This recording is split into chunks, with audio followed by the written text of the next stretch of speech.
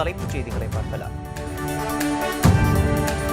கற்கும் கல்வி சகோதரத்துவம் நல்லிணக்கம் ஏற்பட உதவ வேண்டும்.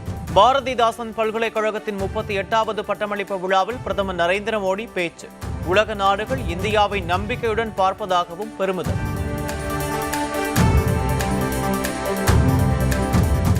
அரசின் முயற்சியால் உயர்கல்வியில் சிறந்து விளங்கும் மாநிலமாக தமிழ்நாடு திகழ்கிறது.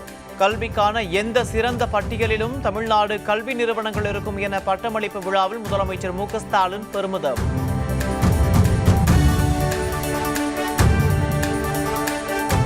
திருச்சி விமான நிலையத்தில் அமைக்கப்பட்ட 2 அடுக்கு புதிய முனையத்தை திறந்து வைத்தார் பிரதமர் நரேந்திர மோடி. 20,140 கோடி மதிப்பிலான பல்வேறு திட்டங்களையும் நாட்டுக்கு அர்ப்பணித்தார்.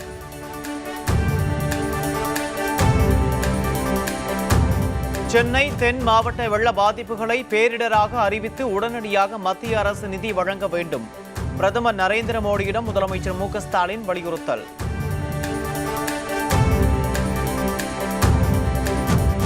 எண்ணூரில் அமோனியா வாயு கசிவு ஏற்பட காரணமானவர்கள் மீது நடவடிக்கை எடுக்கப்படும். வாயு கசிவால் பாதிக்கப்பட்டவர்களுக்கு உரிய நீதி வழங்கப்படும் எனவும் தென்மண்டல பசுமை தீர்ப்பாயம் அறிவிப்பு. தமிழகத்தில் உள்ள மருத்துவ காலி பணியிடங்கள் 3 மாதங்களில் நிரப்பப்படும். பொங்கலுக்கு முன்னதாக 1021 பேருக்கு பணி நியமன ஆணைகளை முதலமைச்சர் வழங்குவார். மக்கள் நல்வாழ்வுத்துறை அமைச்சர் மா சுப்பிரமணியன் தகவல்.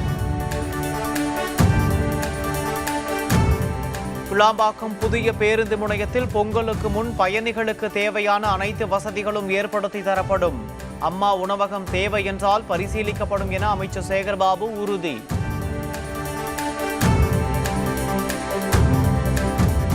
எடை அளவை குறைத்து ஆவின் பால் பாக்கெட்டுகள் விநியோகம். மிகப்பெரிய அளவில் மோசடி நடைபெறுவதாக தமிழ்நாடு பால் முகவர்கள் சங்க தலைவர் பொன்னுசாமி குற்றச்சாட்டு.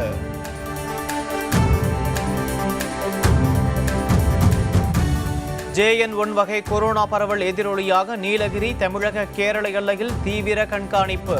கேரளாவிலிருந்து வரும் பயணிகளுக்கு உடல் வெப்பநிலை பரிசோதனை. ஜப்பானில் ஏற்பட்ட சக்தி வாய்ந்த நிலநடுக்கத்தால் உயிரிழந்தோர் எண்ணிக்கை 30ஆக உயர்வு. சுனாமி எச்சரிக்கை திரும்ப பெற்ற நிலையில் சேதங்களை கணக்கீடு செய்யும் பணி தொடக்கம்.